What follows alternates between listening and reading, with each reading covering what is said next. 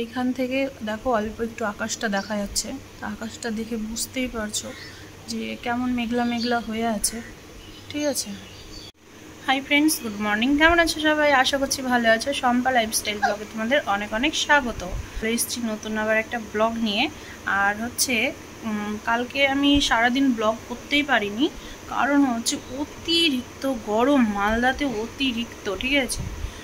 মেঘ মেঘ করছে, বৃষ্টি নেই, কিচ্ছু নেই, এত গরম। আমার কালকে গরমে মানে শরীরটা খারাপ করছিল, ও ইচ্ছেও করছিল না। আমার রান্না বান্না সারতে সারতে প্রায় 3টে বেজে গিয়েছিল গরমের জন্য, মানে ভালোই লাগছিল না কিছু। তো যাই হোক, ওই জন্য আর কালকে আর ব্লগ করিনি।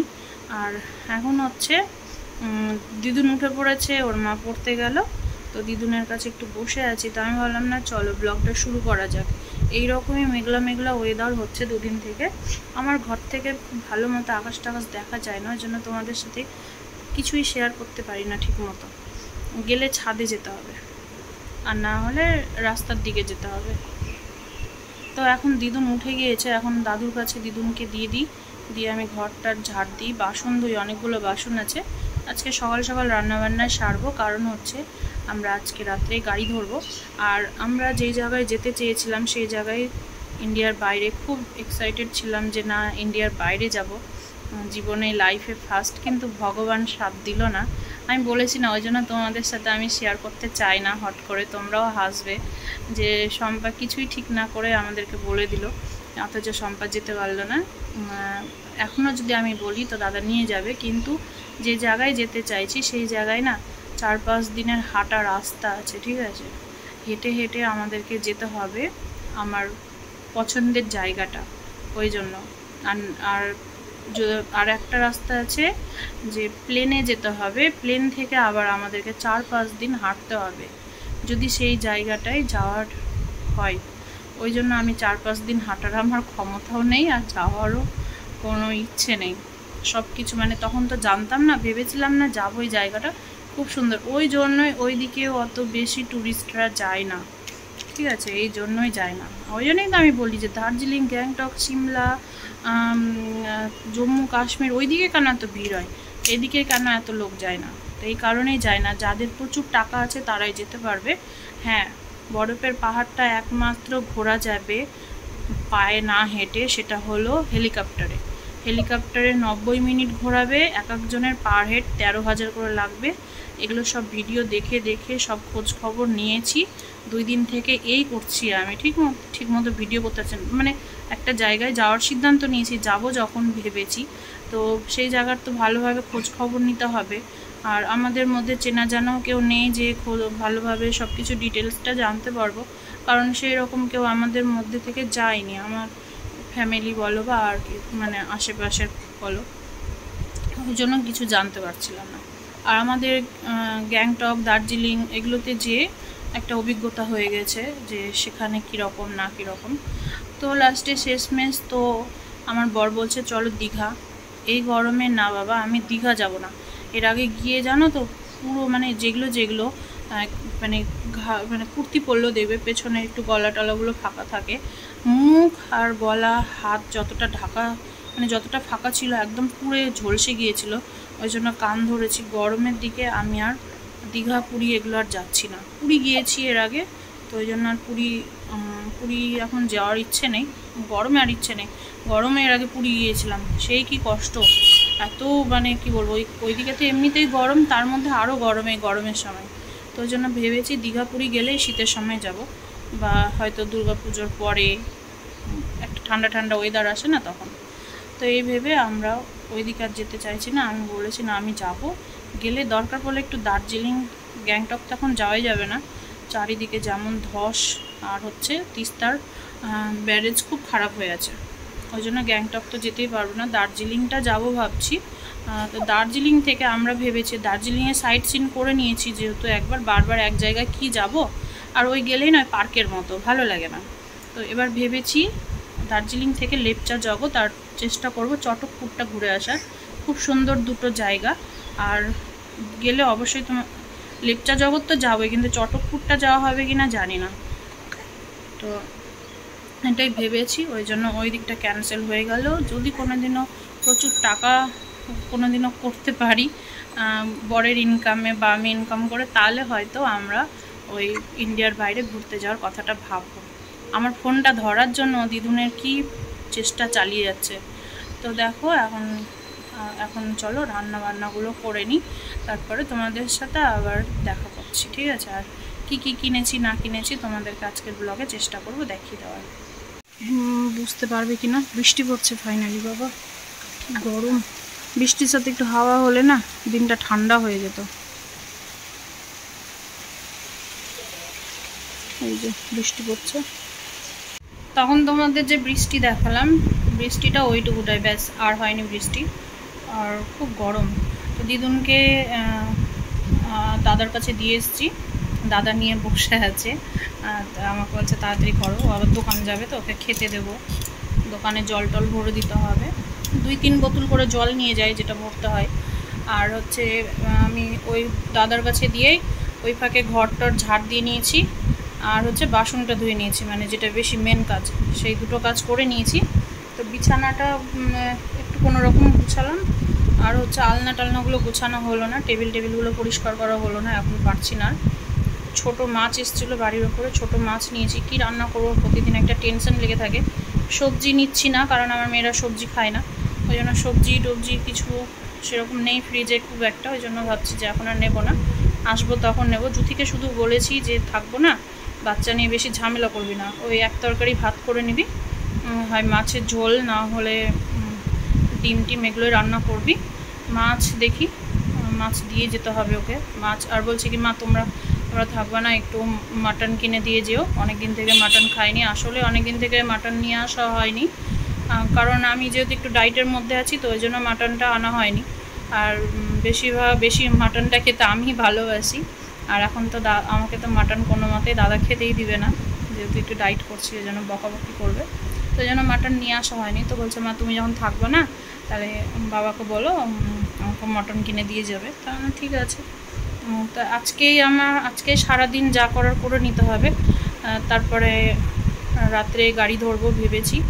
এখন দেখি, ট্রেনে যেতে ভয় লাগছে, যে এরকম ট্রেনে দুর্ঘটনা ঘটছে, বাপরে বাপ। তো ট্রেনে আমাদের না কি বলো তো, এই রিজার্ভেশন করতে হয়, যেটা আমাদের করা হয় না, কারণ আমাদের তো কনফার্ম থাকে না। এই এখন বলি যাব, পরে হয়তো বলি যাব না, ওই জন্য রিজার্ভেশন করা হয়নি। তা এখন হচ্ছে রিজার্ভেশন করাও হয়নি, আর করিও না। জেনারেলে তো জায়গা পাওয়াই যাবে না, কারণ আমাদের এদিকে সব এক্সপ্রেস গাড়ি, লোকাল কোনো ট্রেন নেই যে লোকালে চলে গেলাম, সব এক্সপ্রেস, ওই জন্য আমাদের হচ্ছে রিজার্ভেশন করা হয় না। তো যাই হোক, ভাবছি রাত্রের বাস ধরবো, সারাদিন সারা রাতটা বাসেই থাকবে। আমাদের এখান থেকে শিলিগুড়ি খুব কম, মানে বেশিক্ষণ লাগে না যেতে, খুব কম সময় লাগে, 4 থেকে 4.5 ঘন্টার মধ্যে ট্রেনে গেলে একদম 4 ঘন্টায়, যদি পদাতিক ধরা যায় একদম 4 ঘন্টাতে নিয়ে যে ওই করবে। পদাতিক তো ভোরবেলা ধরতে হয়। আর হচ্ছে রাত্রে অনেক ট্রেন আছে, এনজিপি যাওয়ার না অনেক ট্রেন আছে, কিন্তু কি বলো তো, এই ট্রেনে গেলে না ওই নিয়ে যে মধ্যরাতে নামিয়ে দেবে, তারপরে হচ্ছে ওই বিরক্তকর, স্টেশনে বসে থাকা না বিরক্তকর, ওই জন্য ভাবছি। আর সকাল না হলে না আমাদের আবার ওই পাহাড়ের দিকের গাড়ি ধরতে একটা ভয় লাগে, ওই জন্য ভাবছি যে রাত্রে বাসে উঠবো 12টা-1টার দিকে, আর ভোরবেলা নেমে যাবো। বাসে 5-6 ঘন্টা লাগে বাসে, আর রাত্রে তো রাস্তা ফাঁকা থাকা হয়তো একটু তাড়াতাড়ি হতে পারে। তো ভোরবেলা 4টের দিকে তখন পরিষ্কার হয়ে যায়। সকাল গিয়ে ভাবছি দার্জিলিং ঢুকবো, কালকে দার্জিলিংটা সারাদিন থাকবো, থেকে হচ্ছে আমরা কালকে মানে ওখানে রাত্রে দার্জিলিংয়ে থাকবো, আর তারপরের দিন সকালবেলা চেষ্টা করবো লেপচা জগৎ যাওয়ার। একদিন ইচ্ছে আছে লেপচা জগতে থাকার, তো দেখি কোনটা সম্ভব হচ্ছে। যাই করি না কেন তোমাদের সাথে শেয়ার করবো। দিদুনের জন্য এখন দুধ গুলে রেখে এসেছি, ঠান্ডা হচ্ছে, তো দিদুনকে দুধটা খাইয়ে টাইয়ে পরিষ্কার করিয়ে হচ্ছে ঘুমাবে কিনা জানি না, ঘুম দেওয়ার চেষ্টা করব, নাহলে অনেক দেরি হয়ে যাবে রান্নাবান্না সাথে। তো এখানে আমি নিয়েছি দেখো একদম ছোট মাছ, বাড়ির ওপরে এসেছিলো একদম, মাছগুলো টাটকা, মানে এর মধ্যে মোরল আছে, রাইকোর আছে, আরও কি আছে দেখতে হবে, এগুলো এখন বাঁচতে অনেক সময় লাগবে। তো দিদুনকে দুধটা খাইয়ে দিই। মাকে দেখে কেমন করছে দেখো,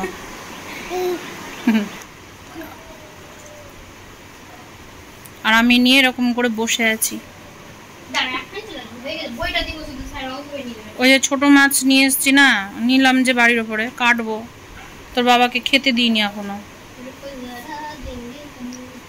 তো এবার ওর মা যাচ্ছে, তো হুম হুম হুম করছে। যা মাম্মাম চলে গেল, যা মাম্মাম চলে গেল, মাম্মাম চলে গেল। দাদুকে দেখছে, দাদু ওইদিকে গিয়েছে, ওই জন্য দাদুকে দেখছে। ভাত হয়ে গেছে, আর এইখানে এই যে ছোট মাছের ঝোলটা, দুটো বেগুন ছিল দিয়ে দিলাম। এক তরকারি ভাত করছি, আর কিচ্ছু করছি না আজকে, কোনো ঝামেলা করছি না। তো এই যে আলু বেগুন দিয়ে মাছের ঝোলটা এখনও ফোটেনি, আমি সব দিয়ে দিয়েছি। কেন বলো তো, যে ঝোল ফুটবে তারপরে মাছ ছাড়বো, বেগুন ছাড়বো, এই জন্য আমি সব দিয়ে দিয়েছি। আর ঝোলটা একটু বুঝতেই পারছে, একটু পাতলা পাতলাই হবে, জলটা বেশি দেওয়া আছে। আর এখানে দাদার জন্য একটু মাছ ভাজা রেখেছি, তো ঝোলটা একটু বেশি করলাম, কারণ হচ্ছে এক তরকারি ভাত, তো এই তরকারি দিয়ে আবার রাতটাও চালাতে হবে, ওই জন্য একটু ঝোলটা বেশি থাকলো দেওয়া। আর আমি এখন যাব স্নান করতে। জুথি তরকারিটা দেখবে, আমি বললাম আমি যখন বলবো তখন তুই নামিয়ে দিবি তরকারিটা, একটু লবণটা দেখে নিবি, ঠিক আছে? আমি স্নান করতে যাব, এক বালতি কাপড় ভিজিয়েছি, 2 ঘরের বিছানার চাদর, বালিশের ওয়ার, আর ওর বাবার এমনি পরার কয়েকটা জামা কাপড়, ওগুলো সব ভিজিয়ে দেওয়া হয়েছে। ওগুলো এখন আমি কাচবো, না হলে ও বাচ্চা নিয়ে তখন পারবে না যদি আমি না থাকি। তো আজকে মেঘলা মেঘলা করেছে, কিন্তু গুমসুটে গরম, বা ছাদে তো রোদও নেই, আর এখন অনেক বেলাও হয়ে গেছে, ব্যালকানিতেই মেলে দেবো, থাকবে 2 দিনের শুকাবে। হ্যাঁ, আজকে দাদার উপরে কি বলবো, হাসি এত পাচ্ছে, ঠিক আছে? চুল কেটেছে, কি অবস্থা, আমি যদি পারি তোমাদের সাথে কোনো সময় ভিডিওতে দেখানোর তো দেখাবো। এমনভাবে চুল কেটে এসেছে, আমার তো রাগ উঠছে, মনে হচ্ছে এই মিডিল টুকুটার চুল রেখেছে, পেছনের দিকগুলো একদম জানা তাই করে কেটে এসেছে, এত হাসি পাচ্ছে যে কি বলবো। আর দুপুরে খাওয়া দাওয়া করে আর ভিডিও করা হয়নি, খেয়ে দিয়ে একটু শুয়ে টুয়েছিলাম, আর ক্যামেরাটা কেটে আছে। এই যে হাতে নেল পলিশ করে নিয়েছি, পায়ে পড়েছি, অনেক দিন পর নেল পলিশ করলাম। এর আগে একবার জুথি আমাকে পরিয়ে দিয়েছিল, ওটাই ছিল, হাত থেকে তো উঠেই গিয়েছে কাজ করতে করতে, পায়ে একটু একটু ছিল, এখন পরে নিলাম নেল পলিশ। নেল পলিশ না করলে কি আর ভালো লাগে? একটু বাজারের দিকে যাব ভাবছি, আর একটু পার্লারেও যাব, চুলটাকে একটু কেটে ছোট করব, আর ভুলটা ফ্লাপ করব। এখন থেকে একটু একটু করে গুছানোর ব্যবস্থা করছি। তো এখন ভাবছি গুছাবো না, আগে হচ্ছে যাই বাইরের কাজটা সেরে চলে আসি। তোমাদের সাথে শেয়ার করাও হয়নি যে আমি কি কি কিনেছি, ঠিক আছে? তোমাদের দেখাচ্ছি।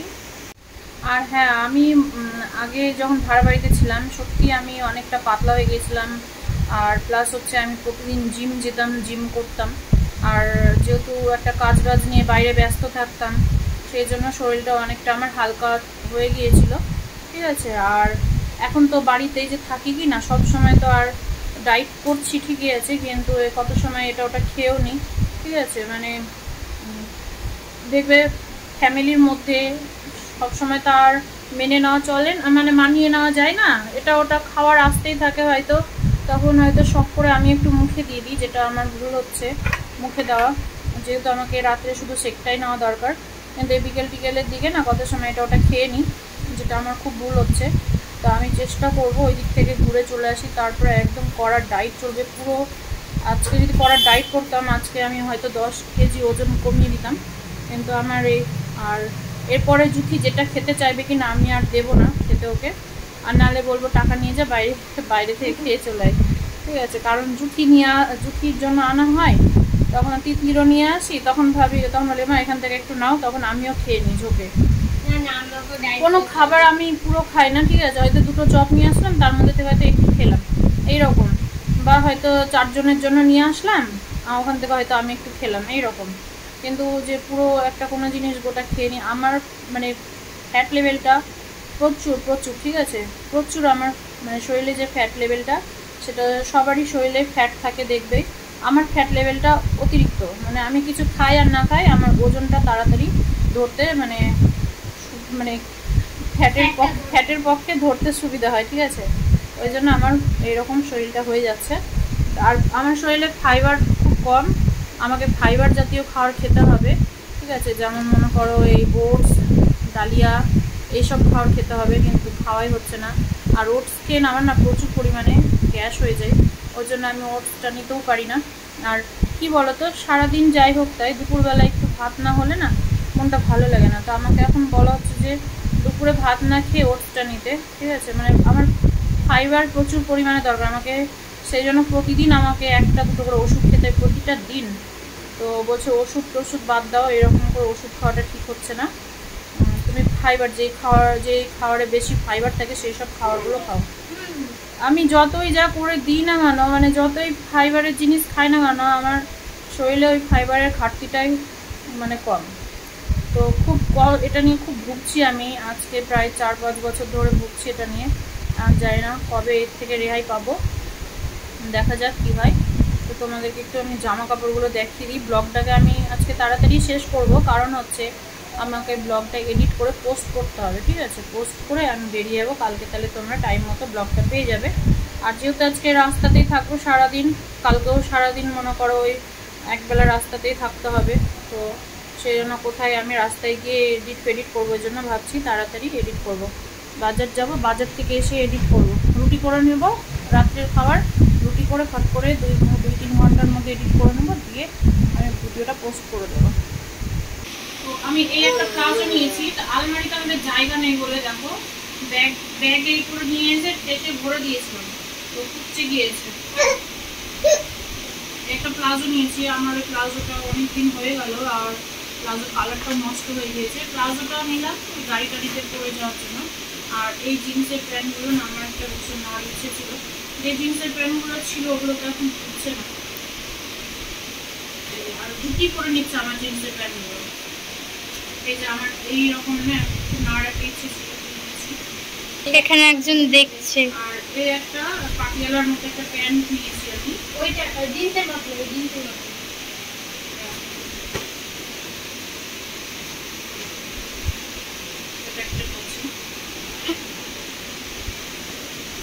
চলে আসছে। মানে ঘোলা প্যান্টগুলো পরে না গাড়ি চালাতে খুব ভালো হয়, ঠিক আছে। লেগিংস পরে থাকলে কি হয়, সাইড পাটা কুর্তি বলে না, কুর্তিগুলো এক সাইড হয়ে যায়, তখন ওই পাটা বেরিয়ে থাকে, দেখতে বাজে লাগে।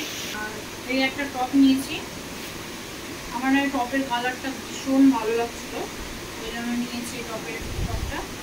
এটা আমি পছন্দ করেছি, এই দুটির পছন্দ, ওটা আমার পছন্দ। হ্যাঁ হ্যাঁ, এটা আমার পছন্দ, একদম সেম নিয়েছি। এই যে এই কালার নিয়েছি, গেঞ্জি টপ নিয়েছি, ঠিক আছে। আমি তো জানি ওখানে সোয়েটার না করলে হবেই না, তো এই টপটা নিয়েছি, ভালো লাগছিল কালারটা, এরকম কালারের যেটা ছিল ওটা আমি পরে নিয়েছি। আর কিছু না, এই যে দুটো বোতল নিয়েছি, একটা বোতল আমি নিয়ে যাব, আমার এনার্জি ড্রিঙ্ক যেটা আছে ওইটা খাওয়ার জন্য একটাকে পরে নিয়ে চলে যাবো। আর জল তো কিনেই খাই বেশি, অফারে পেয়েছিলাম। তো আর নিয়েছি রুমাল, বাই 1 get 1 ফ্রি, মানে 99 টাকাতে, 99 তো না, 99 টাকাতে 6টা রুমাল। এটাই বাজার হয়েছে, আর কিছু করিনি। আর কিছু করনি মানে এটাই মানে এত কি করেছে, তারপর বলে এটাই আমার এটাই কোনো কত 2500 টাকার বাজার হয়ে গেছে। আমি তো গিয়েছিলাম একটু বাজারের দিকে, আমার জুতো তো অনেক জোড়া আছে, ঠিক আছে, কিন্তু ওগুলো সব নতুন আছে। তো নতুন জুতোটা পরে গেলে কি হয় বলো তো, পায়ে খোসা টোসার ব্যাপার আছে, যেহেতু পাহাড়ের দিকে বেশি হাঁটাহাঁটি করতে হয়, ওই জন্য। তো আমার যেটা পুরোনো জুতো আছে ওই জুতোটা একটু সাইড দিয়ে একটু হয়ে গেছিলো, মানে আঠাটা একটু উঠে গিয়েছিলো। তো আমি গিয়ে পুরো দুটোই জুতো আমি পুরোটাই সেলাই করে নিয়ে আসলাম। আর দুটো জিনিস নিলাম। এখন হচ্ছে চুলটা আমি আবার আসার সময় একটু কেটে ছোট করলাম, খুবই গরম লাগছে, আমার সহ্য হচ্ছে না, এত গরম লাগছে। আর হচ্ছে ভুরুটা প্লাক করলাম। তো এই কয়টা কাজ এখন সেরে আসলাম, এখন বাজে 8:20, আর রুটি ভাজবো। তার আগে ব্লগটাকে শেষ করব, ঠিক আছে। নেক্সট ব্লগের জন্য আবার ব্লগ শ্যুট করবো আমি, তো একদিনে সব পুরো ব্লগটা দেওয়া যাবে না, বড় হয়ে যাবে। তো চলো ব্লগটা আজকে এখানেই শেষ করলাম। সবাই ভালো থেকো, সুস্থ থেকো, সাবধানে থেকো, দেখা হবে আবার নেক্সট কোনো ব্লগে। তো আজকের মতো টাটা বাই বাই। তার আগে দিদুনকে একবার একটু দেখিয়ে দেবো, দিদুন জামা পরে নেই, ঠিক আছে, শুধু দিদুনের মুখটাই দেখাচ্ছি। এটা কি করলো মা? এটা কি করলো? কি কিছু বলবে? আমি এসছি কিনা আমাকে দেখে কি খুশি, আর মনে হচ্ছে আমার সাথে এখন কথা বলবে। দিদুন, তোমাকে রেখে চলে যাচ্ছি ঘুরু ঘুরু করতে, তুমি কি যাবে আমাদের সাথে? যাবে? আমার বর থেকে তুমি পটি নিয়ে তোমার মুখে ভাত হয়ে গেলে আমি নিয়ে চলে যেতাম, ঠিক আছে? অত দূরের রাস্তা তো, আর এখন এই সময় নিয়েও যাব না, বৃষ্টি বৃষ্টি হচ্ছে দুনিয়ার। টাটা, গুড নাইট সবাইকে বলে দাও, ঠিক আছে? টাটা, গুড নাইট সবাইকে বলে দাও।